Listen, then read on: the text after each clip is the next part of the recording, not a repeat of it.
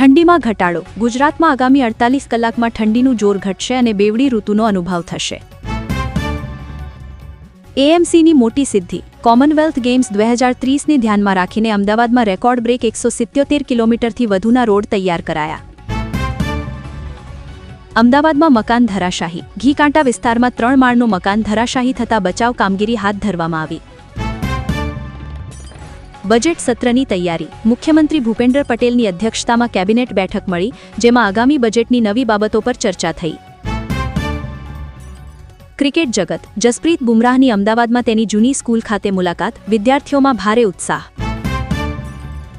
IT દરોડા. સુરતમાં Lakshmi diamond અને અન્ય 30 સ્થળોએ આવકવેરા વિભાગની તપાસમાં 5000 કરોડના વ્યવહારો સામે આવ્યા. અમદાવાદ મેટ્રો. અમદાવાદ ગાંધીનગર મેટ્રોમાં મુસાફરોની સંખ્યામાં 4 ગણો વધારો નોંધાયો. કચ્છમાં ભૂકંપ. કચ્છ જિલ્લામાં 4.1ની તીવ્રતાનો ભૂકંપનો આંચકો અનુભવાયો. કોઈ જાનહાનિ નથી. શિક્ષણ જગત. ગુજરાતમાં ધોરણ 9ના 88,000 વિદ્યાર્થીઓએ ટેલેન્ટ સર્ચ ટેસ્ટ આપી. નર્મદા કેનાલ દુર્ઘટના. ગાંધીનગર પાસે કેનાલમાં યુવકે આપઘાત કર્યો. ફાયર બ્રિગેડ દ્વારા તપાસ ચાલુ. પાટણમાં લોન મેળો. પોલીસ દ્વારા લોન મેળાનું આયોજન કરી નાગરિકોને બેન્કિંગ સુવિધા સાથે જોડવામાં આવ્યા. ઈપીએફઓ મોટો નિર્ણય. વર્ષ 2026માં કર્મચારી ભવિષ્ય નિધિ ઈપીએફઓને લઈને મોટા ફેરફારોની શક્યતા. ઓરીનો કહેર. પંચમહાલ જિલ્લામાં ઓરીના 10 પોઝિટિવ કેસ નોંધાતા આરોગ્ય વિભાગ સતર્ક. પોલીસ ભરતી. જામનગરમાં પોલીસ ભરતીની ફિઝિકલ ટેસ્ટમાં ગેરરીતિની આશંકાએ તપાસ શરૂ. સીએમનું સાસણ રોકાણ. મુખ્યમંત્રીએ સાસણ ગીરમાં રાત્રિ રોકાણ કરી વન વિભાગના અધિકારીઓ સાથે બેઠક કરી.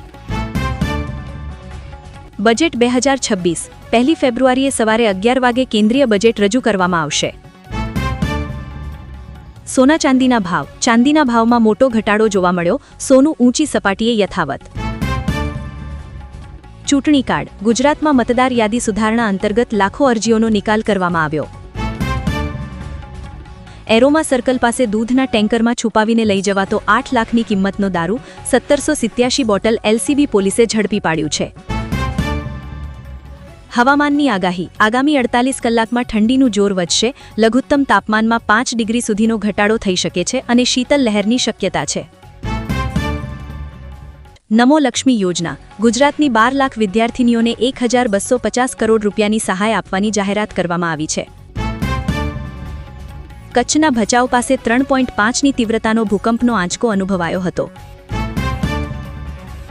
એરંડા 1250થી 1350 રૂપિયા. રાયડો 1245ની આસપાસ.